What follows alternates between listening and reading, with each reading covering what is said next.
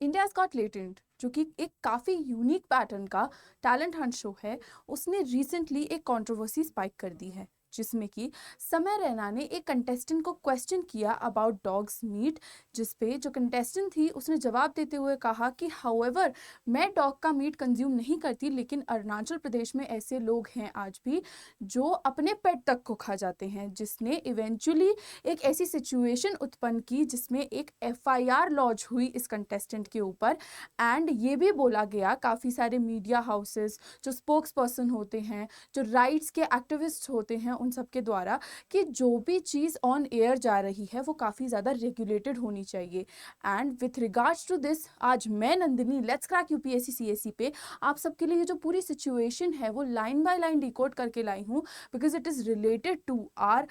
Fundamental rights, जिसमें right to freedom of speech and expression जो है उसके जो हमारे रीजनेबल रिस्ट्रिक्शन है वो एड्रेस होते हैं। एंड साथ ही साथ जो हमारे नॉर्थ ईस्ट में ऑलरेडी जो स्टीरियोटाइपिंग की वजह से प्रेजुडिसेस वगैरह हैं उन सब के बारे में मैंने बात की है, क्योंकि इससे SC ST एक्ट जो है वो भी एक तरीके से इंस्टिल हो सकता है। कैसे, वो हम इस सेशन के अंत तक जान पाएंगे। और इस सेशन की शुरुआत करते हुए मुझे सबसे पहले आपको बताना है कि इस वीडियो में आपको क्या क्या मिलेगा। तो इस वीडियो में आप एक्सपेक्ट कर सकते हैं कि ये जो पूरी कंट्रोवर्सी है वो किस बारे में है, वो मैं आपको कॉम्प्रिहेंसिवली डिकोड करूंगी। उसके साथ साथ ही जो एफआईआर की रियलिटी है वो भी हम समझेंगे एंड एक क्विक फैक्ट चेक लेंगे, जिससे हम अपने एग्जामिनेशन से इस पर्टिकुलर न्यूज़ को कवर करते हैं एंड कंसिडर भी करते हैं फॉर दैट मैटर। तो अगर कंट्रोवर्सी के बारे में मैं आपको डिकोड करूं, तो जैसी नबाम जो कि इंडियाज गॉट लेटेंट में रिसेंटली आई थी, उन पे लीगल एलिगेशंस लगे हैं अबाउट हर रिमार्क्स जो मैंने आपको अभी कोट किए about her statement regarding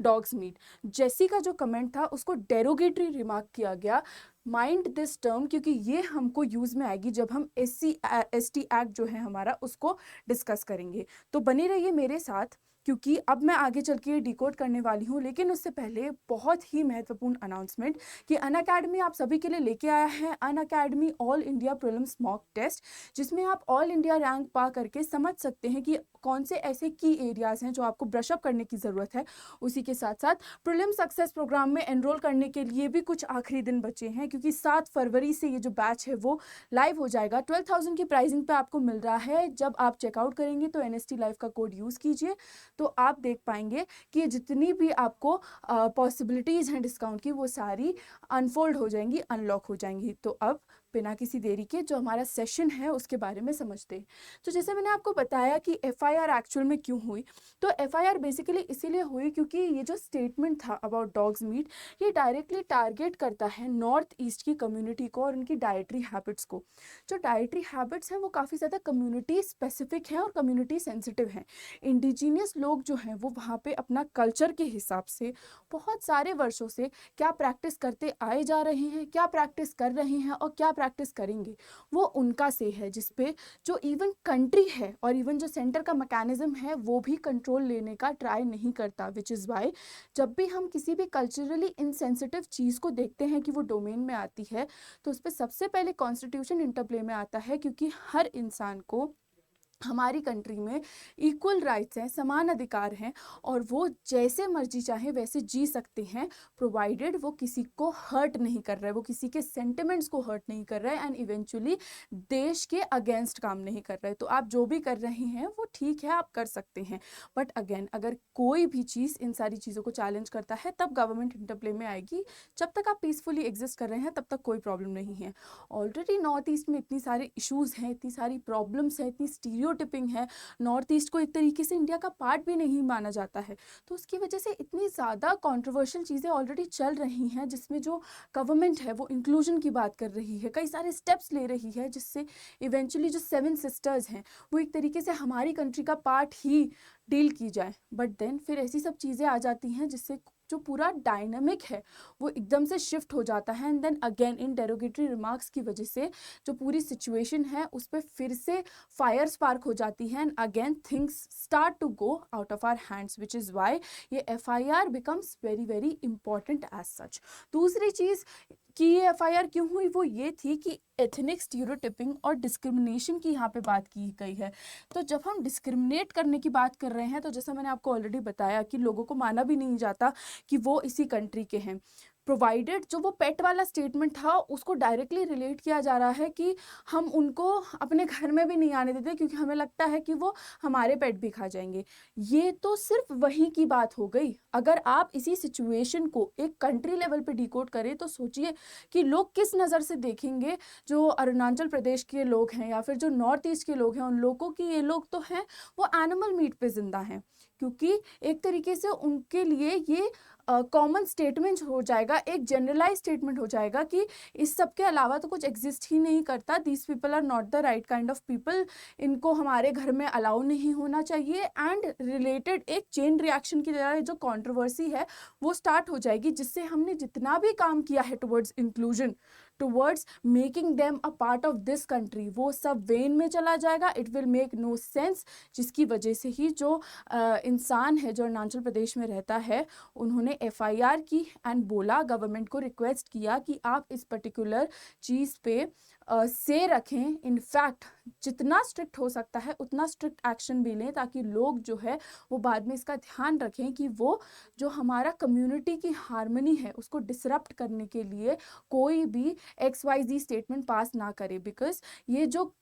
areas हैं जहाँ पे इंडिजिनस ट्राइब्स रहती हैं, जहाँ पे काफ़ी ज़्यादा माइनॉरिटी रहती है, वो काफ़ी ज़्यादा कल्चरली सेंसिटिव होती है, विच is Y targeting them is something that can instil a sense of fear in them. और उस फियर से जो है वॉर लाइक सिचुएशंस भी क्रिएट हो सकती हैं एंड वायलेंस भी हो सकता है। सिचुएशंस दैट वी सी इन मणिपुर हो सकता है वो रेप्लिकेट हो जाए नॉर्थ ईस्ट में भी। ऑलरेडी इतना सेंसिटिव एरिया है वो, वहाँ पे जो है पॉसिबिलिटी ज़्यादा है, इसीलिए काफ़ी ज़्यादा साउंड स्टेट में स्टेटमेंट देने की ज़रूरत है एंड अगेन काफ़ी ज़्यादा सेंसिटिवली हर मामले को डील करने की ज़रूरत है। आगे बढ़ते हैं और जानते हैं कि इस सब का कॉन्सिक्वेंस क्या क्या हो सकता है। जो कंटेस्टेंट थी उस पे, जेसी पे, तो बेसिकली रीजनेबल रिस्ट्रिक्शन जो हैं वो डिफाई हुए हैं, सीधे सीधे फंडामेंटल राइट्स पे हम कह सकते हैं कि बात की गई है। तो अगेन इस पे चर्चा हो सकती है एंड इस पे एक पर्टिकुलर एक्शन भी लिया जा सकता है। उसके साथ साथ जो SC/ST का prevention of atrocity act of 1989 है उसको भी एड्रेस किया जा सकता है, बिकॉज डेरोगेटरी रिमार्क्स जो हैं वो डायरेक्टली इम्प्लाई करते हैं कि आप एक तरीके से एट्रोसिटी करने की कोशिश कर रहे हो। तो जैसा मैंने आपको बताया था कि जो डेरोगेटरी रिमार्क वाला टर्म है that would come in handy to understand this, क्योंकि जो ट्राइब्स के लोग हैं वो डायरेक्टली इम्पैक्ट होते हैं इससे एंड अटैक्ड फील करते हैं, जिसकी वजह से उनकी वनरेबिलिटी बढ़ेगी एंड इवेंचुअली वो कंसिडर किया जा सकेगा प्रिवेंशन ऑफ एट्रोसिटीज़ एक्ट में। बिकॉज ऐसा माना जाएगा कि आप उनको हार्म करने की या उनकी जो आइडेंटिटी है कंट्री में उसको हार्म करने की कोशिश कर रहे हैं, which will be counted as an atrocity as such.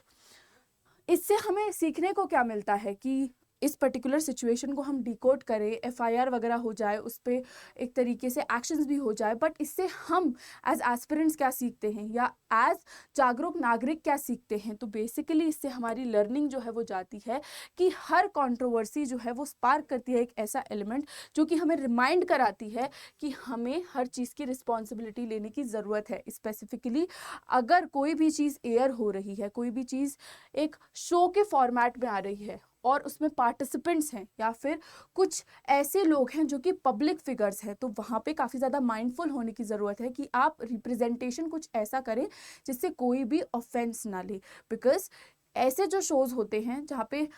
Public withstanding बहुत ज़्यादा होती है, जहाँ पे पब्लिक फिगर्स प्रेजेंट होते हैं, यहाँ जहाँ पे कम्युनिटी पार्टिसिपेशन होता है, वहाँ पे चांसेस बढ़ जाते हैं कि कल्चरली इंसेंसिटिव कमेंट्स या रिलीजियसली इंसेंसिटिव कमेंट्स हों, जिसके चलते जो कंट्री है उसकी हार्मनी में दिक्कत आए। हार्मनी मेंटेन करने के लिए इट इज़ वेरी इंपॉर्टेंट कि हर चीज़ पर चेक्स एंड बैलेंसेस रखा जाए,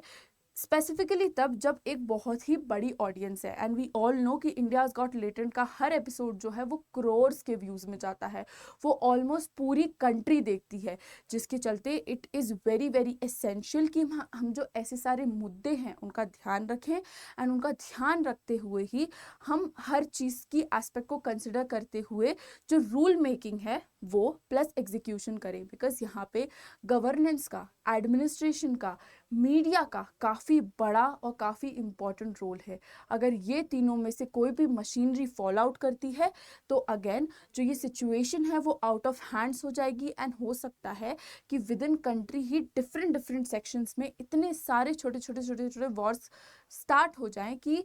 towards the end of some time या आफ्टर सम टाइम हो सकता है कि कोई चीज़ कंट्रोल वर्दी ही नहीं रहे, and like a forest fire everything spreads, which is why we thought कि bringing this issue to Let's crack UPSC CSE is very very essential, because it serves the purpose of your examination also, and all at the same time आपको aware भी करता है। तो अगर आपको ऐसी सारी इंफॉर्मेशन जो है वो टाइम एंड अगेन चाहिए तो please do stay tune to our channel. अगर आपको ये जो कंटेंट था वो पसंद आया then please do like, share, comment and subscribe to our channel let's crack UPSC CSE. मेरे साथ जुड़ने के लिए आप इस क्यूआर कोड को स्कैन कर सकते हैं, और साथ ही साथ प्लेटफॉर्म पे अगर आप कोई भी स्टोर परचेज करते हैं तो please do use the code NST Live. With this is me Nandini signing off for the day. Hope you had fun watching this video. Thank you so very much for watching.